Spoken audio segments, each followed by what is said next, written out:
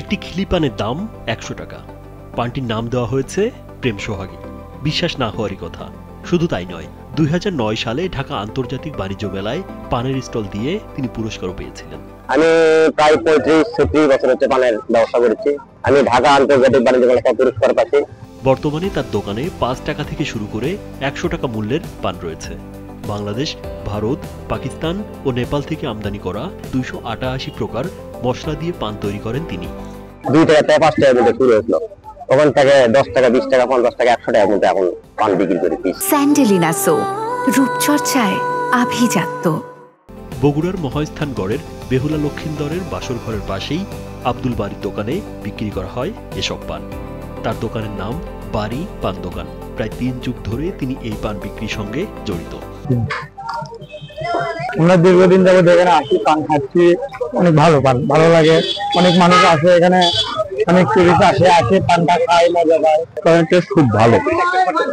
আমরা গত ২০ বছর ধরে পান খাইতেছি।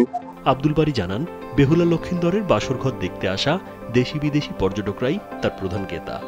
দেশের নামি দামি মানুষ ছাড়াও বিভিন্ন দেশের পর্যটকরা তার দোকানের পান খেয়েছেন।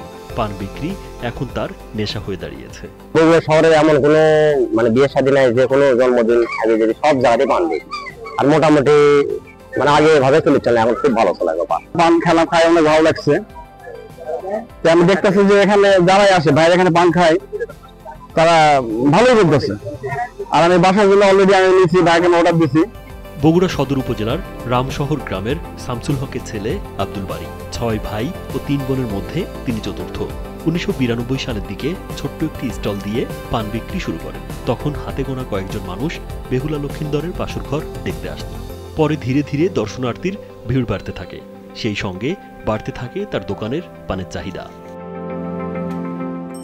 ঢাকা আন্তর্জাতিক বাণিজ্য মেলায় পুরস্কার পাওয়ার পর এখানেই ব্যবসা ভালো হওয়ার কারণে আর মেলায় দোকান দিতে পারেন না বলে জানান তিনি। রাজীব বিশ্বাস, কালবেলা।